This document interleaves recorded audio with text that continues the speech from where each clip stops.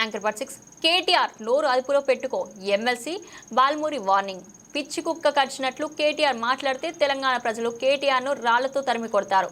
ఎవరికి పిచ్చి ముదిరిందో, ఎవరు అసెంబ్లీకి రాకుండా ఫామ్ హౌస్లో పరిమితమై పడుకున్నారో తెలంగాణ ప్రజలందరికీ తెలుసు. పిచ్చి లేదని అనుకుంటే ప్రజల మధ్యకు తీసుకురా, అసెంబ్లీకి తీసుకొచ్చి మాట్లాడించు. ముఖ్యమంత్రి పదవికి కూడా గౌరవం ఇవ్వకుండా మాట్లాడితే ఎవరు చూస్తూ ఊరుకోరు. 65,000 పుస్తకాలు చదివిన మీ తండ్రి కేసీఆర్ నోరు నేర్పిన సంస్కారం ఇదేనా? తమకు అసెంబ్లీలో గౌరవం ఇస్తలేరని చెప్పుకునే బీఆర్ఎస్ నేతలకు ముఖ్యమంత్రి చైర్ను గౌరవించడం రాదా? నోటికొచ్చినట్లు అడ్లగోలుగా మాట్లాడితే పిచ్చి కుక్కను తరిమి కొట్టే పరిస్థితి వస్తుంది. తారక రామారావు ముఖ్యమంత్రి గారి కుర్చీని ఏ రకంగా గౌరవించాలి, ఏ రకంగా మాట్లాడాలని చెప్పి ఒక శాసన సభ్యునిగా కనీస జ్ఞానం అవగాహన లేదు నీకు.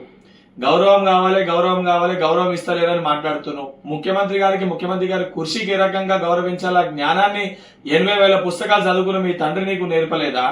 ఈ రోజు ఏదైతే పిచ్చికుకి ఎవరికి కలిసింది, ఎవరు మతిస్థిమితం కోల్పోయినరు, ఎవరు ప్రజల మధ్యలోకి రాకుండా, అసెంబ్లీకి రాకుండా ఫార్మ్ హౌస్ లో వండుకొని రెస్ట్ తీసుకుంటుండో యావత్ తెలంగాణ సమాజానికి తెలుసు.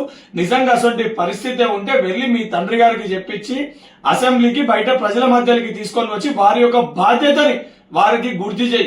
ఆ రకంగా కాకుండా పిచ్చి కుక్క కదా కరిసినట్టు నోటికి వచ్చినట్టు అడ్డగోలుగా మాట్లాడితే, పిచ్చి కుక్కను కదా ఎట్లయితే రాళ్లతో కొట్టి తరుముతారో నిన్ను నీ కుటుంబాన్ని కూడా రాళ్లతో కొట్టి తెలంగాణకి వెళ్ళి తరిమి కొట్టే పరిస్థితి ఏర్పడుతుంది.